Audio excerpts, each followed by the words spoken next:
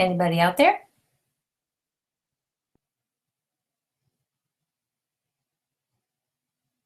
Hi, I'm Alison Rabil, and I'm the Director of Financial Aid at Duke, and I am here to provide some financial aid advice for those of you who are interested in going to college and figuring out how to pay for it.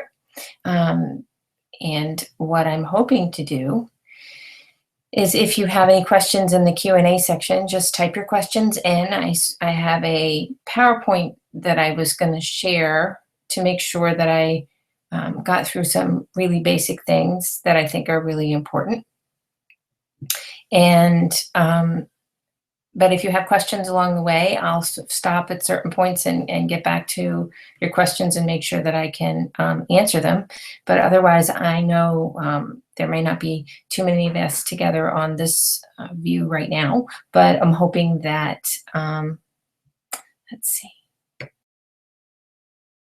Diane is telling me that there is no sound. I said, let's see.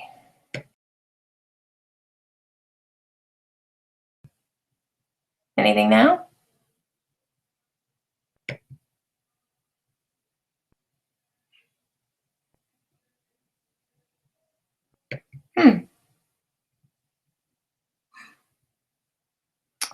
I don't know. It says the microphone at the top. I don't think there's anything on the computer. Oh, do I have sound now?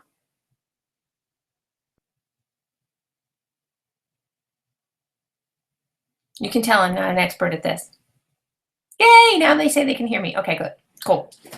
So we have a few people, and I want to make sure that I get to your questions, but I also want to make sure that I share this presentation with you so that you can go back and take a look at the information, and my phone number and everything is also in the information, and you can feel free to give us a call or give me a call at Duke and just say, hey, I was in on the broadcast and I have a question I really want to ask you. That's perfectly fine. My email is also at the end, and I'll make sure that everybody has that. And you can email me any and all questions, even if you think they're silly. If you have them, if you have a question, then I'm sure somebody else has the same question, and you just happen to be the brave one who asked it. So I'm going to try to share this PowerPoint and send up, flaming flares if this doesn't work. Let's see.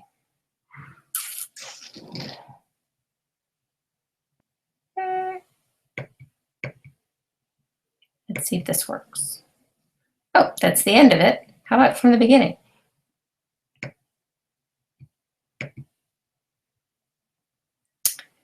So, can you see this? Yes? Okay. All right, so let's see. What do we want to say about paying for college here? Present to everyone. Okay, so hopefully everybody can see this. It's not, this is not particularly complicated. Let's see if, and I should be able to see, put this over here so that I can see if you have any questions.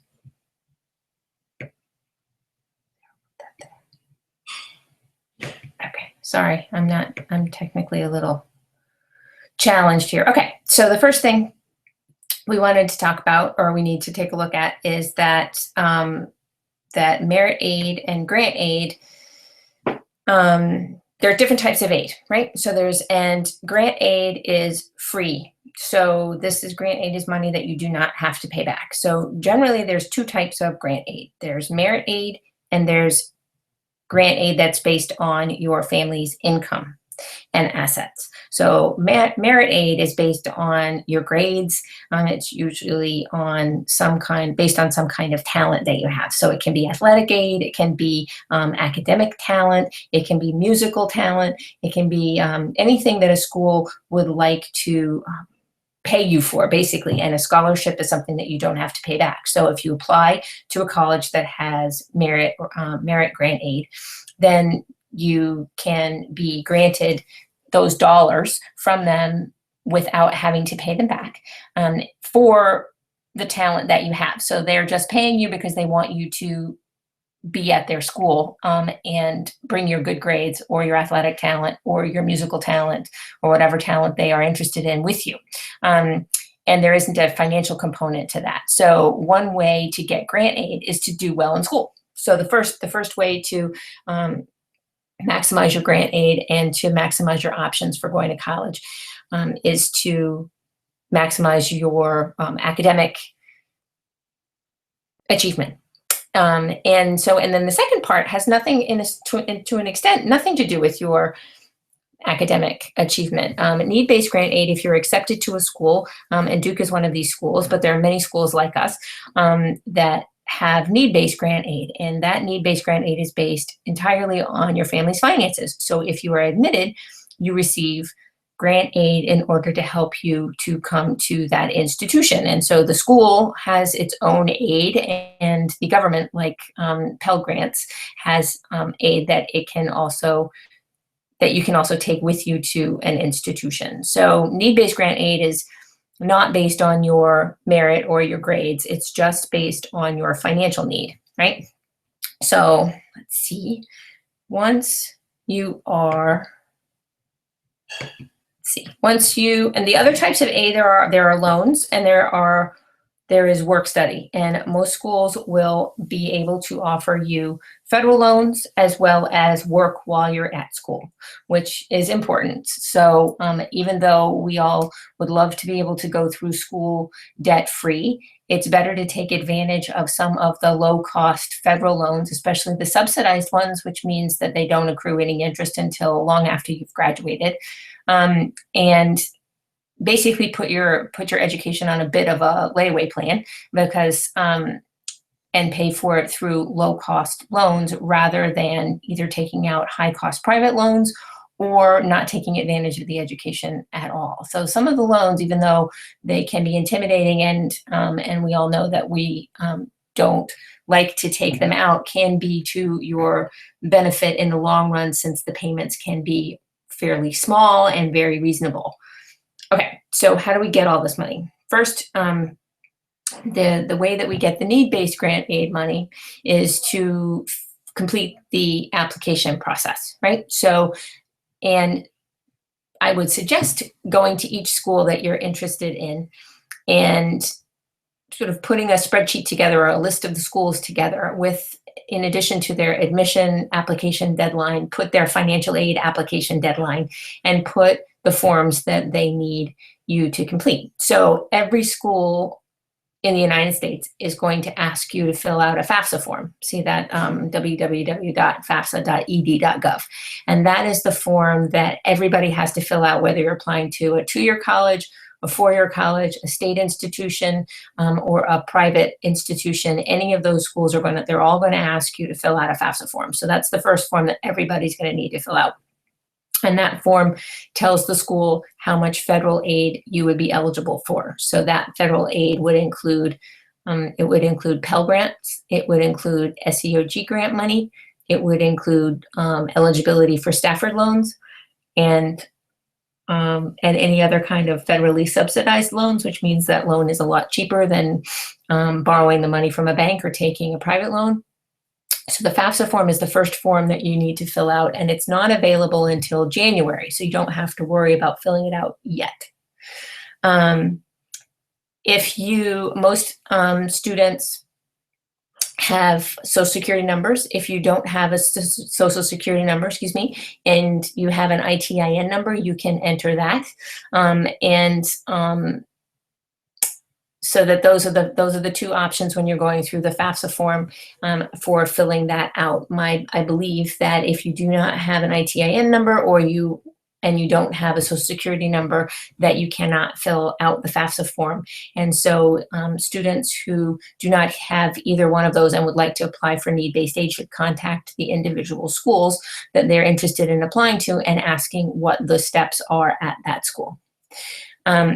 Some schools also ask for a second form, the CSS profile form, which is the College Scholarship Service profile form, which is through the College Board, which is the same organization that manages the SATs and the PSATs and AP exams. So it's a financial aid form that is a lot like the FAFSA form, and you fill that out. And a lot of schools will ask for that form in order to award their institutional money. So a school like Duke, for example, that I'm familiar with, will ask you to fill out both the FAFSA form and the CSS profile form.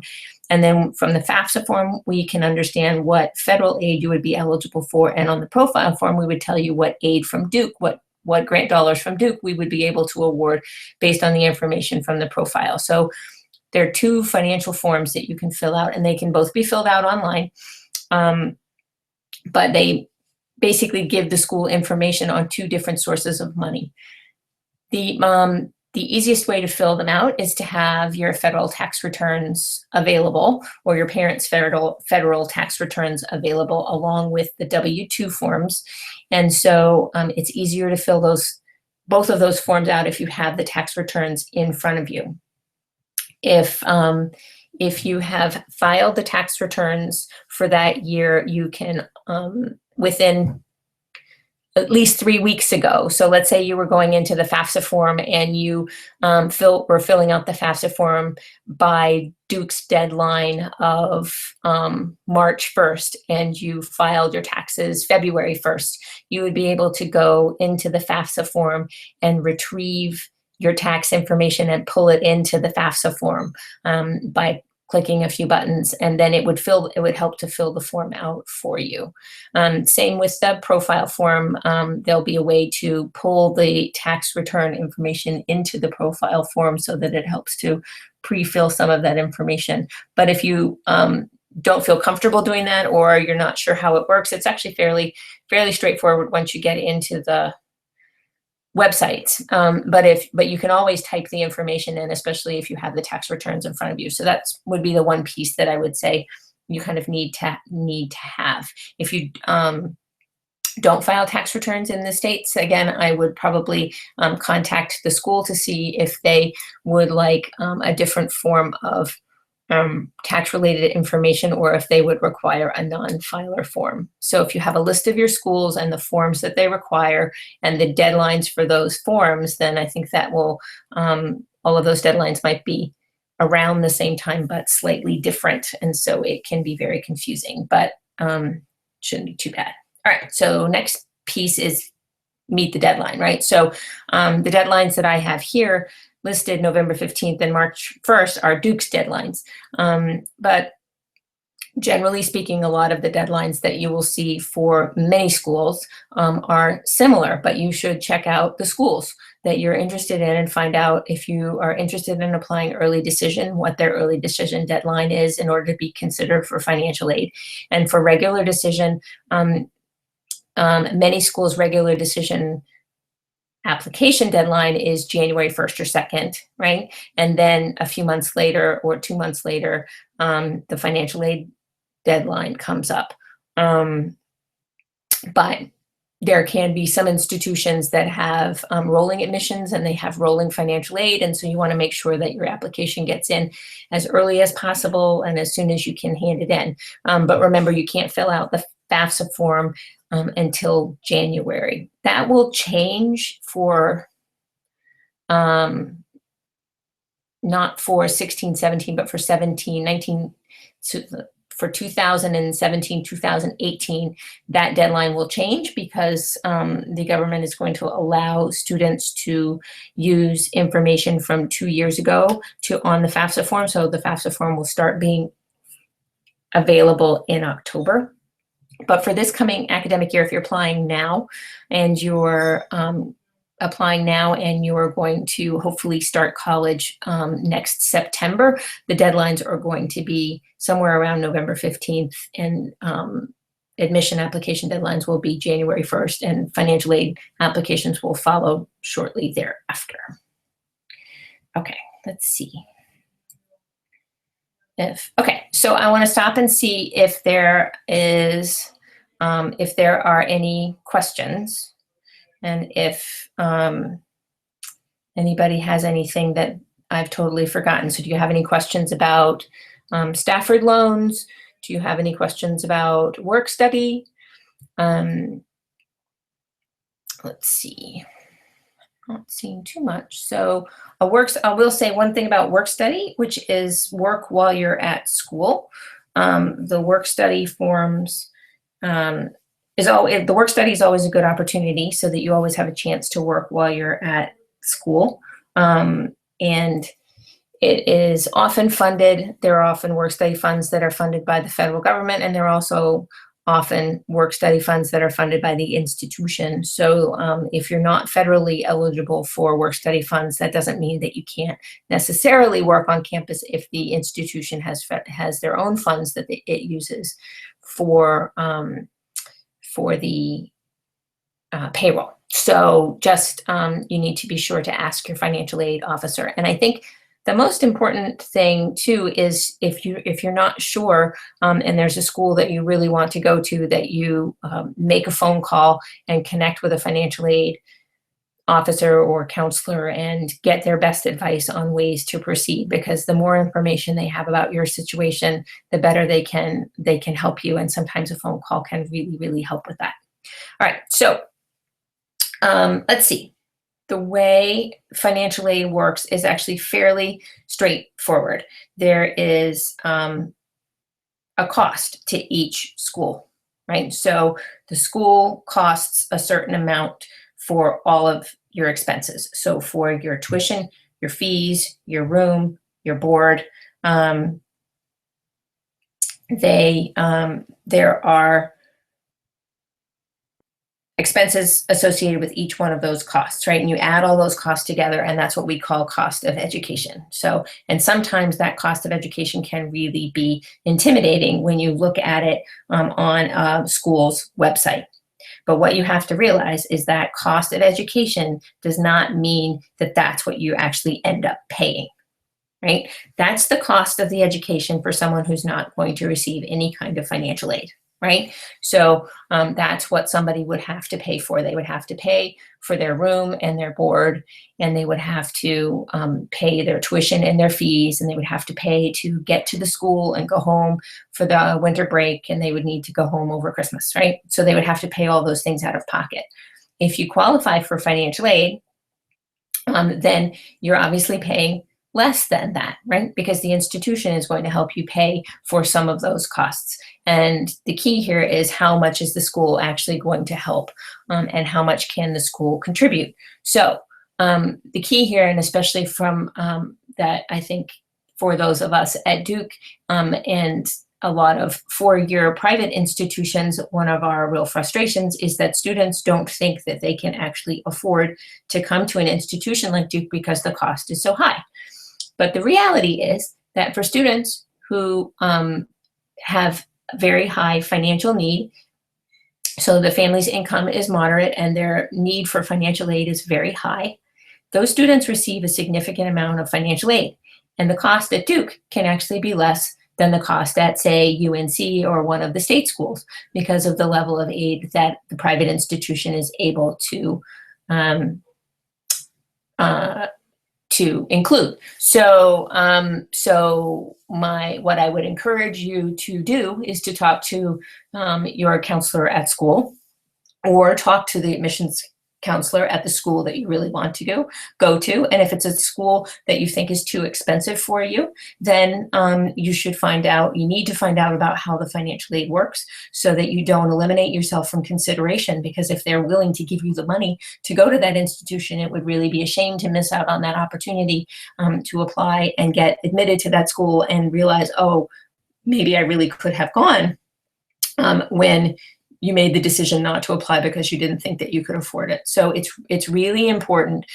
One, I think it's often harder to get into these institutions sometimes than it is to actually get money to attend them. So it would be a shame not to apply for the need-based funds and make the decision about which college you're going to go to after you've gotten the financial aid awards, rather than deciding based on the cost that is listed on a school's website. So that having been said, this family contribution number is what is the key, right? So you have a cost of education, and and that cost of education is tuition fees, room and board, right? And living expenses while you're at school, travel to school.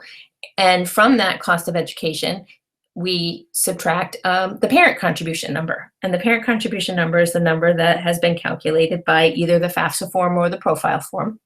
And then the number that's left over is the amount of need that we assume that you have, right? And the amount of need that you have, we cover, let's see,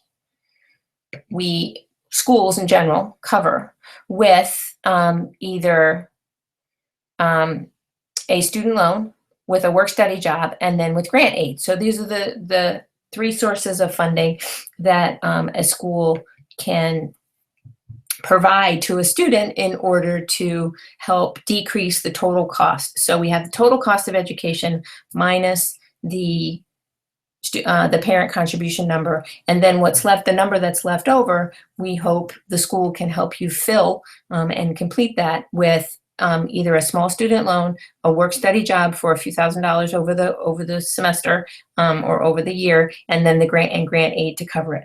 So those institutions that have more grant aid, Duke being one of them, offer smaller student loans and less work and more grant aid. Those institutions that have less grant aid available might offer a slightly larger student loan, a slightly larger work-study component, and a slightly smaller grant aid, but it still might be enough grant aid in order to make it possible for you to attend and to take the courses that you would like to take. So one of the questions here is whether loans cover possible cost for study abroad. So one of the great things is that if the school any school has a study abroad program, then the aid that you receive at the school can often go to cover the cost in one of the study abroad programs. So, but you'd have to find out from the school. So oftentimes schools have their own study abroad programs that are offered through the school itself. So Duke has a study abroad program, and it's in, let's say, Paris, but it's Duke's program in Paris. And so the costs for a student, so the student who's enrolled at Duke can bring their financial aid, and it pays for the cost of Duke in Paris rather than paying for the cost of Duke in Durham. And I know, UNC has sort of a similar program where they have their own programs that you can attend overseas and take the aid with you to pay for those particular programs. Where it gets tricky is if you are interested in attending a study abroad program that is not given by your particular school, then you would have to make sure and ask the financial aid office whether your aid can go with you to this other institution. And a lot of institutions will not let you bring their grant aid to pay for study abroad at another institution. They want to keep their money and pay for their own programs. It's a way to encourage you to attend their own programs. But I have not ever seen a school not allow a student to bring their grant aid to their own study abroad program. So if you're very interested in study abroad, one of the things you might ask if you were able to actually visit the schools, what kind of study abroad programs they have and whether your aid would be portable. Hopefully that answered Hopefully that answered your question about study abroad. Okay, so one other thing I want to mention are special circumstances, right? So schools provide aid based on the information that is on these forms that you filled out online. Even though it feels like you just put all the information in the universe on these electronic forms, sometimes they don't collect the information that's really important, right? So let's say you're filling the forms out for next year, and next year is 20, we're in 15, 16 now. So next year it's going to be 16, 17, right? So it's fall 16, spring 17.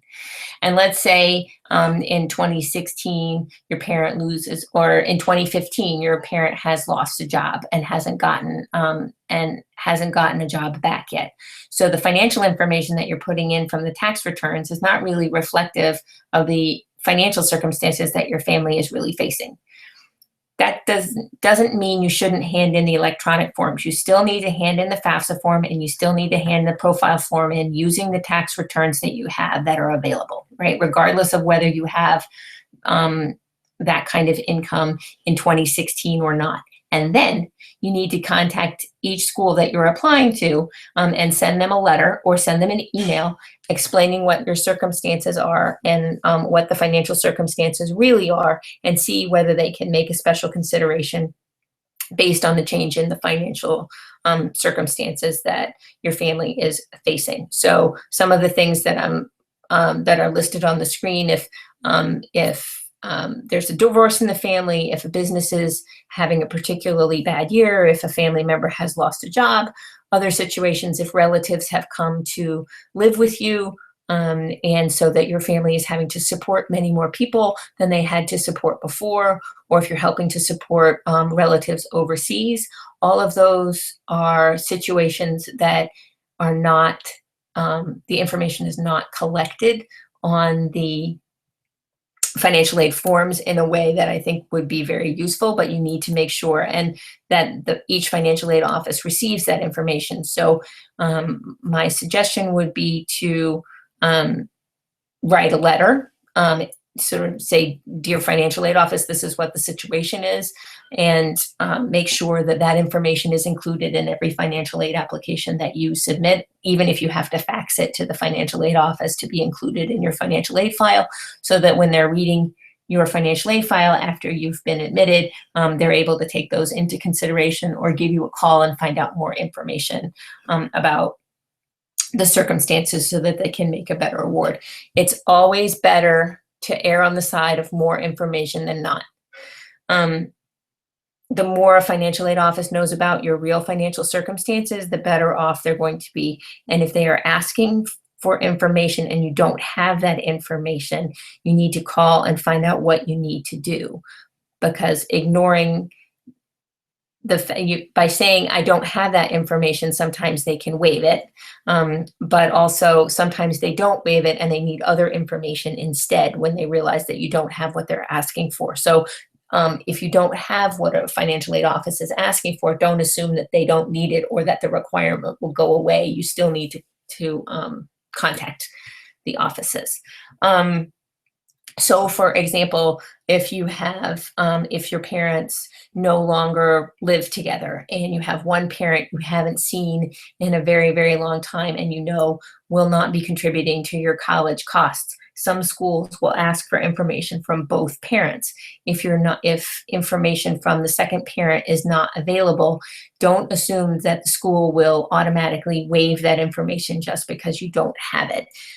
The school will need to understand why you can't get it and what the situation is, and each school will probably ask you for some kind of letter, as well as some kind of letter of support from a high school guidance counselor or somebody like that who knows what your situation is and can verify the fact that you haven't seen this parent in 10 years, for example, or that the parent has not come to school events and not been a part of your life and will not be contributing to your educational costs.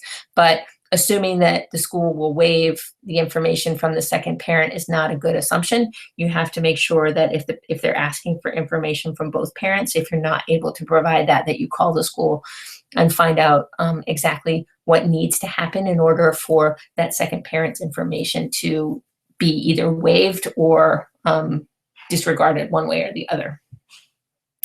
So let's see, what else did we want to? Okay, so outside scholarships.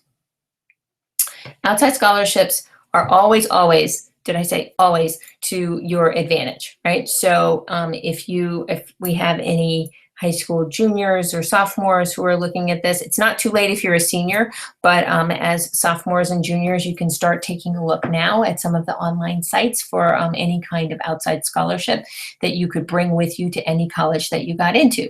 So say, for example, a lot of times it's from local organizations. Sometimes it's an essay contest. I've seen students bring a few $1,000s in essay contest results. They've won $100 here, they won $500 there, and all of a sudden they have a couple $1,000s that they're bringing with them to college that they wouldn't have had otherwise for writing and winning some essay contests. It's really actually rather astounding what you can get and find if you put a little bit of time into it. It does take some time, but outside scholarships always reduce the amount that you need to pay for yourself. And if you're at a school, say like Duke, and we offered you a small loan in your package, and there's also work study in your package, and you brought with you outside scholarship, we would say, okay, let's replace the loan and the work study with the outside scholarship, so that now you have scholarship from Duke, scholarship from the outside agency, and all of those together are covering everything except the parent contribution number. So the outside scholarships don't usually cover the parent contribution number, but oftentimes the parent contribution number can be low enough that you can work to help cover the part of the parent contribution number if your parents are not in a position to actually provide that parent contribution number. But the outside scholarships would obviously reduce any loans and any additional work you would need to do in order to cover it. So it's always to your advantage. And there's some good websites. Let's see, there's Big Future through College Board. If you look up Big Future, it will, they have a whole scholarship search piece that can work. I know fastweb.com is another one, but I would suggest setting up a scholarship email account. So, AlisonScholarships@gmail.com, and use that email address exclusively for any of your scholarship applications, because sometimes they can sell your email address, or and you can, depending on what the agency is, you can end up with a tremendous amount of spam. But also, it would be a way to make sure that you see the information that you're getting, or any responses for the scholarship applications that you've put in. It's really important to kind of keep up with those things. So anyway, I've heard from a lot of students that setting up a separate email account has often been a very successful way of actually tracking the applications and making sure that they don't clog up their other email accounts with things that they're not particularly interested in. Let's see, are there any? I'm not seeing too many other questions right now. There are, I'll say a little bit about Stafford loans, in that most of the students that I work with would do anything to avoid taking out a loan, right? So, and that's not always the best solution, because sometimes the financial choices they make in order not to take out a loan are more expensive than the loan would have been if they had just taken it out, right?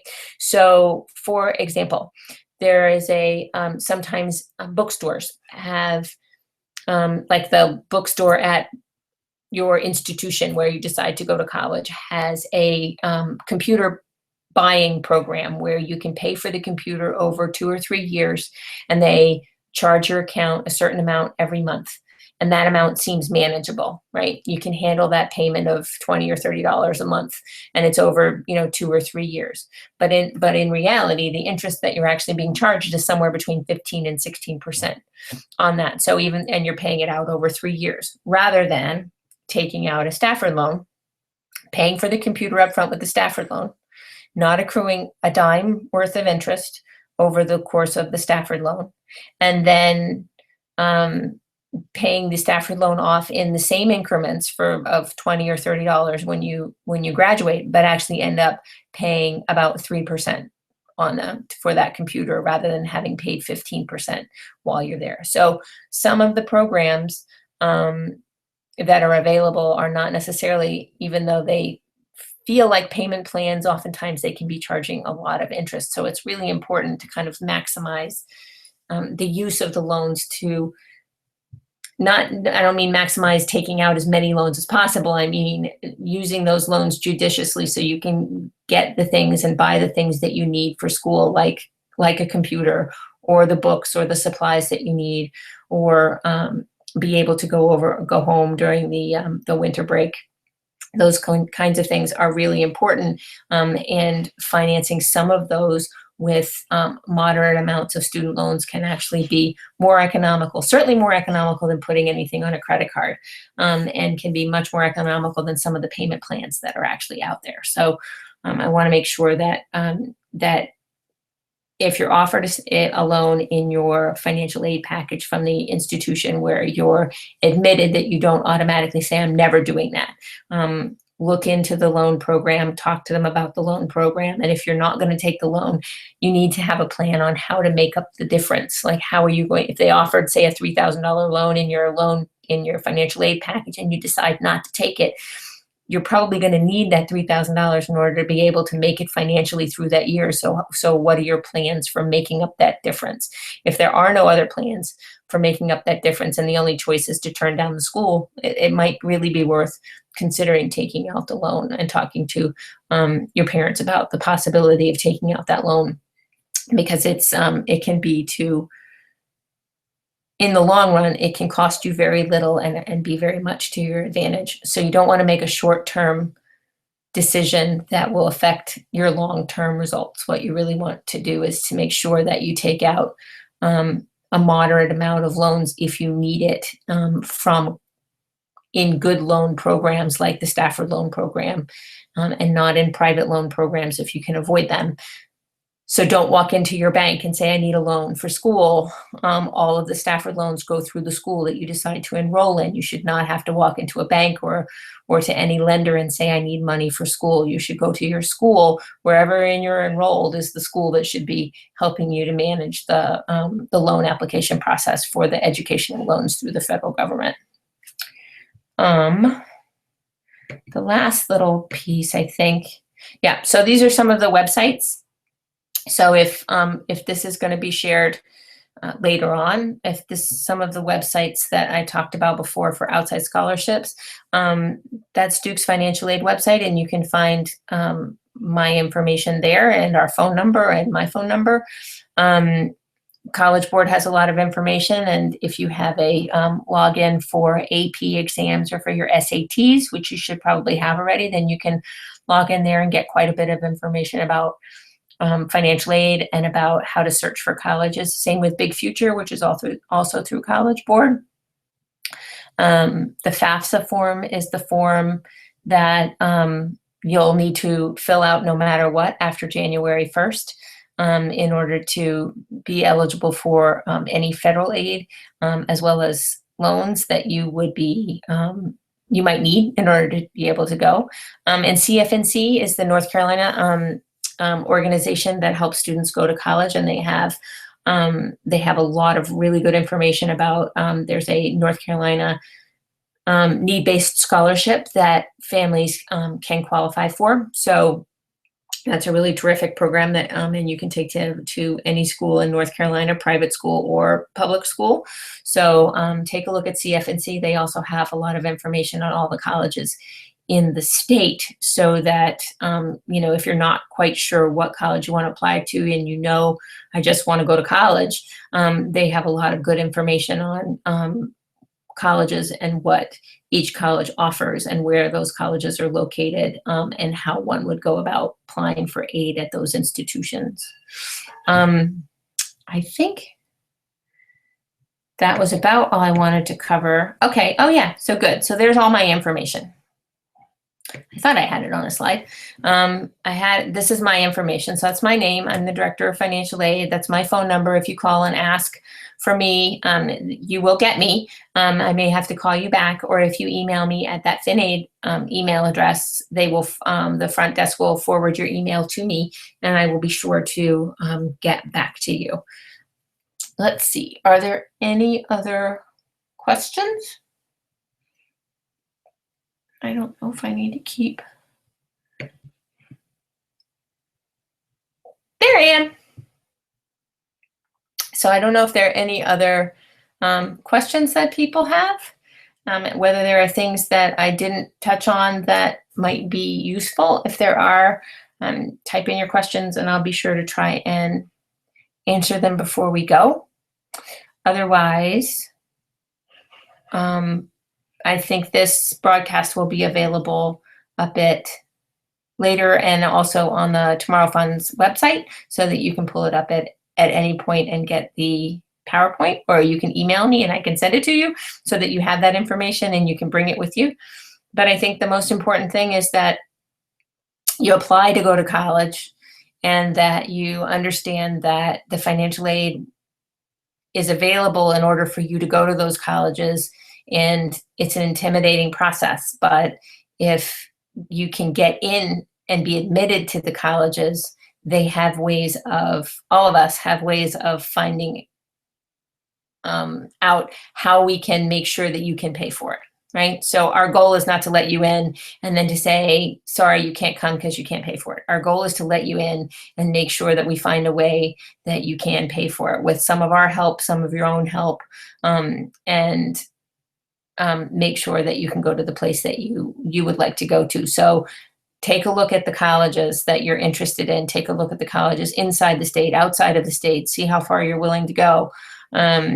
And apply to a range of colleges if you can, some that have merit aid, or some that have and some that have need-based aid. So you have a mix of different types of aid, and each one of them may require different things. And it's going to be, it's not the easiest process in the universe, but it definitely will make it possible for you to enroll in college and get the education that that you're interested in getting. It just doesn't always seem like it right up front when the price tag is not exactly listed on the website, is not the one that you actually really have to pay. And the only way to find out what you're really going to have to pay is to apply and to get the financial aid offer from the school so that you can compare those offers and see what you would have to pay in order to go to those schools. So don't eliminate those schools before you've had a chance to get the financial aid letter from each one of the ones that you're admitted to.